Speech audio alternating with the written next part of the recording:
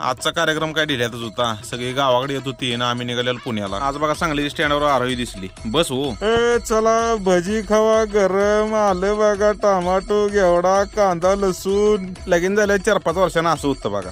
KB MB आणि GB. आमचं वयस्तोर काय हम दो हमारा कुछ नाही होते काय कोणास ठाऊक. कधी होयाचा हे ब्रिज. अहो बेगर माणसं आहेत त्यासनी राहाय बरं नाही. पावसाळा चालू होयाचा आहे. सावलीचा परागत पडलेली हो. कोणता वातावरण आला का नाही त्याला ही डिवायडर पास करायला लावायचं. गाडी निम्म्या रस्त्यातच गोळा झाला पाहिजे.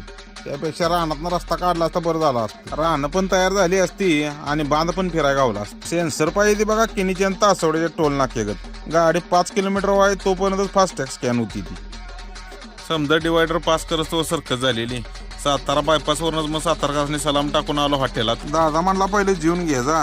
एक चपाती खाल्ली भाजी संग आणि दुसरी चपाती खाल्ली चहा संग. परत मग एका भुयारात शिरलो आणि दुसऱ्या भुयारातनं बाहेर पडलो. आता समधी